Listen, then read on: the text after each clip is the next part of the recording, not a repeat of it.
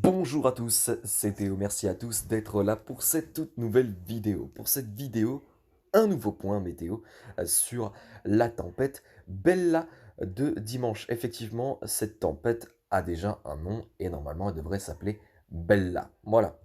Euh, Cette tempête est issue d'un vaste système dépressionnaire lié à un jet stream puissant et selon Météo Village, a priori, je lui fais passer une petite dédicace sur cette vidéo d'ailleurs. Nous aurons donc une bombe météorologique, le jet stream étant assez puissant, la dépression a le temps de se creuser très rapidement à l'espace de quelques heures, ce qui signifierait donc une bombe météorologique. Et puis, voilà. Donc pour ce point météo, je suis sur le modèle GFS de Météo Ciel, tout simplement. Voilà.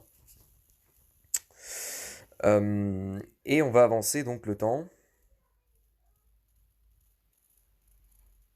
Et donc regardez, on commence déjà à voir les prémices de cette tempête Bella sur donc les côtes de la Manche et les côtes normandes, avec donc pour ce dimanche en fin de nuit et en début de matinée, vers les 4 heures du matin, on retrouve cette tempête Bella sur les côtes avec des rafales plutôt puissantes, hein. On annonce entre du 110 et 120 km/h sur les côtes.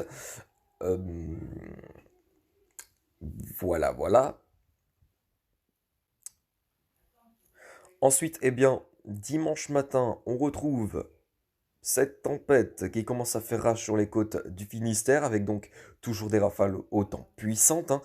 Voilà, voilà. Et puis ensuite, la tempête commence également à rentrer dans les terres. Elle commence à rentrer sur le nord-ouest, sur les Hauts-de-France et partout ailleurs également, avec donc des rafales qui pourront s'annoncer assez puissantes, entre 90 et 100 km/h. On continue d'avancer le temps et dans le courant de la matinée, la tempête continue son petit bonhomme de chemin. Elle gagne l'ensemble de la côte atlantique avec des rafales de vent très puissantes, hein, encore une fois, des rafales qui s'annonceront plutôt fortes, voilà, dignes d'une tempête pour dimanche matin, donc pour demain matin. Voilà. Donc, ensuite, euh, dans le milieu d'après-midi, la tempête gagne le sud-ouest, dans le milieu d'après-midi également. Et on va faire un petit peu le point aussi pour les terres, hein, parce que dans les terres, il y a aussi des rafales de vent. Donc, dans le courant de la matinée, vers les coups de 10-11 heures du matin, on retrouve cette bande pluvieuse assez épaisse, hein, sur l'ensemble de la moitié nord, avec donc des rafales très puissantes.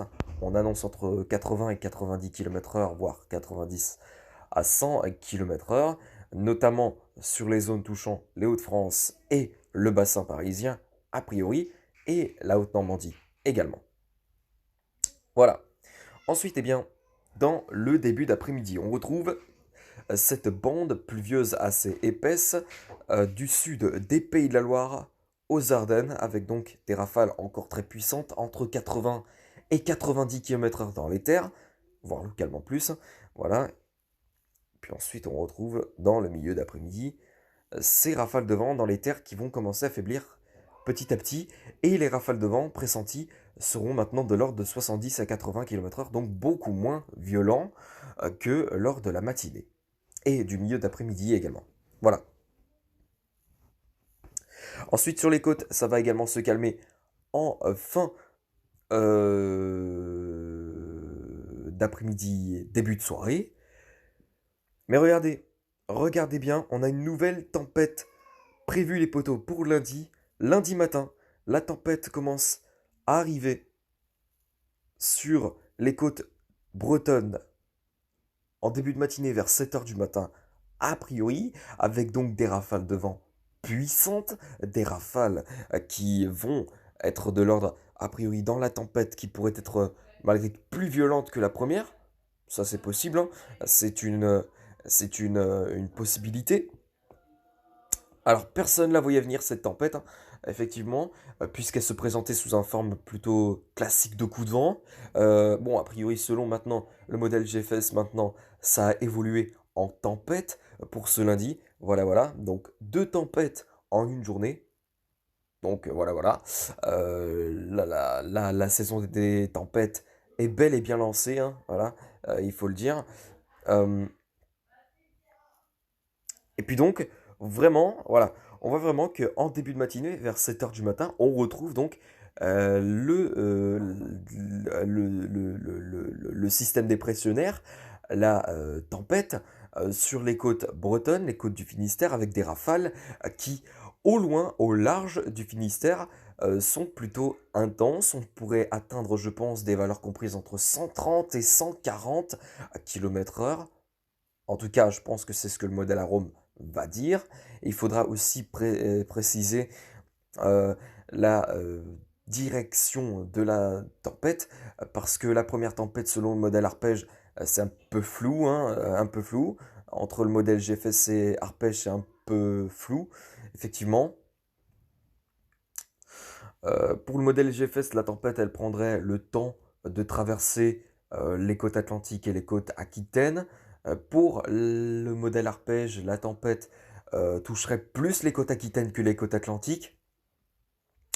Donc effectivement, ça reste encore à confirmer la trajectoire exacte de cette tempête, ou en tout cas les positionnements des rafales de vent exacts. Voilà, tout simplement.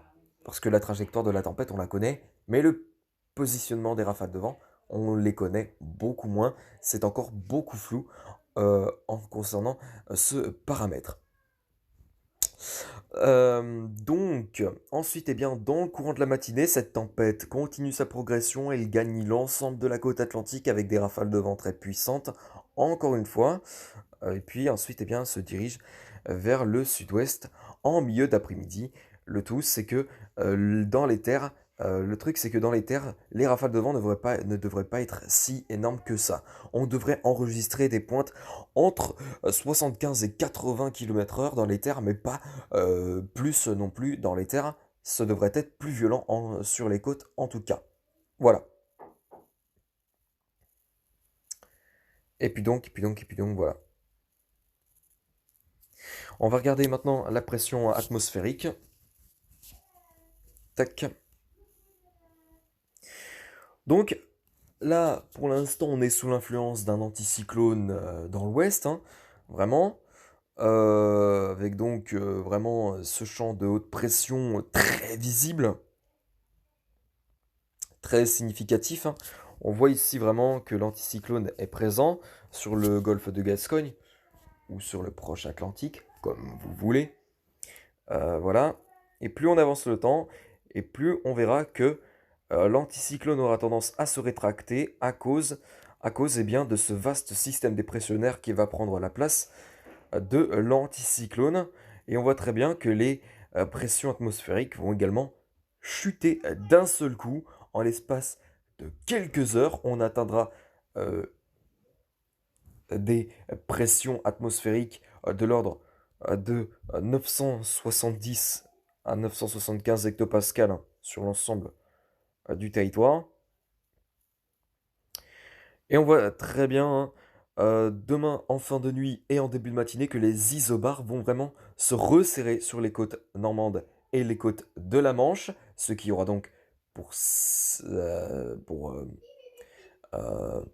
pour conséquence de générer de très forts vents, de vents très forts, avec donc des vents tempétueux, hein, voilà, des vents qui peuvent atteindre sur les côtes normandes et de la Manche des rafales comprises entre 110 et 120, voire 130 km/h. Et puis donc voilà, avec une pression atmosphérique de 998 hectopascales à ce moment-là, sur les côtes de la Manche et de la Normandie. Dans le courant de la matinée, les isobars vont se resserrer à leur tour sur les côtes du Finistère, mais aussi les côtes du Morbihan, avec donc des rafales très puissantes. Et ensuite, ces isobars vont se resserrer aussi sur les côtes atlantiques, voilà, sur les côtes vendéennes, Loire-Atlantique, avec des rafales de vent également très puissantes. Encore, pardon, Voilà. Les isobars seront très resserrés aussi hein, sur les terres. Dans les terres, plutôt sur les terres. Voilà. Et ensuite, les isobars vont se resserrer à leur tour sur le sud-ouest du territoire. Et voilà. Ensuite, eh bien, regardez bien, on a ce vaste système dépressionnaire qui va redescendre de l'Islande, de l'Irlande et du Royaume-Uni. Et ce vaste système dépressionnaire, qui est à l'origine de la première tempête de dimanche, va être à l'origine d'une seconde tempête pour la journée de lundi. Effectivement, puisque ce vaste système dépressionnaire va redescendre sur le territoire, tout simplement, voilà, et ben la dépression va en profiter pour générer une seconde tempête qui pourrait être plus violente que la première. En tout cas, c'est mon avis, à voir en tout cas. Et voilà donc, et on voit vraiment très très bien ces isobars qui se resserrent en approchant les côtes atlantiques. Voilà, comme vous pouvez le voir ici, très bien là. Hein. Voilà, hein. Ici là. Ici, ça se resserre très nettement.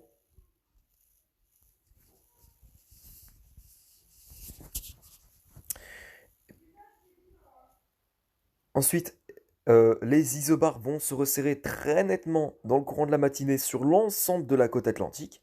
Voilà, en générant des rafales de vent très puissantes. On pourrait être aux alentours de 120, 130, voire 140 km/h. Et puis donc, voilà.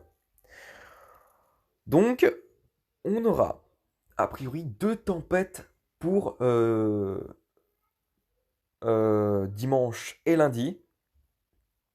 Donc la tempête Bella pour dimanche, pardon. Et pour lundi, ben, j'ai aucune idée.